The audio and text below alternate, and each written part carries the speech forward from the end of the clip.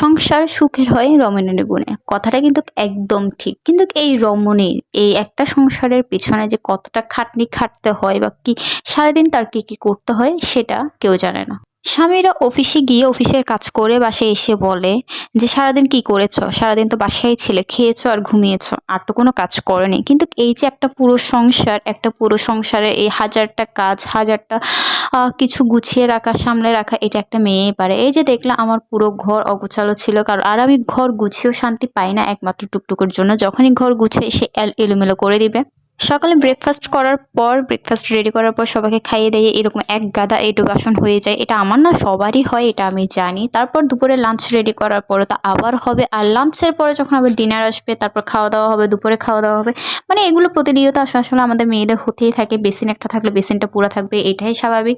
এদিকে আমারও যেমন হয়েছিল, সকাল ব্রেকফাস্ট রেডি করার পরই এই যে এতগুলো বাসন এঁটো হয়ে গেছিলো, যেহেতু রুটি করেছিলাম, রুটি করা, কাই মাখা, চা করা, সেগুলো খাওয়া দাওয়া অনেকগুলো জমে যায়। মানুষ বলে যে দুইজন মানুষ কি এমন কাজ, দুটো বাচ্চা, একটা বাচ্চা আর একটা, আমার ভাই তো ঘরে থাকেই, তো দুটো বাচ্চার সামলে এতগুলো মানে কাজ করে উঠা সবারই হিমশিম খেয়ে যেতে হয়। একটা ছোট সংসার হোক বা বড় সংসার, একটা সংসারের কাজ কিন্তু সেটা অনেকই।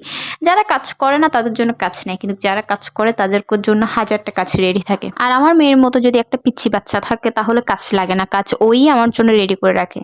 আমার কাজ খোঁজা লাগে না, আমার মেয়ে আমার জন্য কাজ রেডি করে রাখে। সে যাই হোক, আসলে আমাদের মতো মেয়েরাই বুঝতে পারে যে একটা সংসারে ঠিক কতটা কাজ আছে। তো আমিও সকালে উঠে ব্রেকফাস্ট রেডি করে এদিকে বেসিনের সব কিছু পরিষ্কার করে চলে যাব সোজা রান্নাঘরে যাওয়ার পর হচ্ছে সব কিছু কিচেন টিচেন সব মুছে, এই যে চুলো টুলো মুছে আজকে একটু পরিষ্কার করে নেব। মানে আমি এটা প্রতিদিনই করি, কিন্তু দু একদিন পর একটু ভালোভাবে মেজে, যেহেতু টাইস আর রান্না করার সময় চারদিকে তেল ছিটে পড়ে, এটা স্বাভাবিক। তো এগুলো একটু তেল চিটচিটে হয়ে যায়, যেটা আমার ভালো লাগে না। তো এগুলো একটু পরিষ্কার করে নিচ্ছিলাম এদিকে।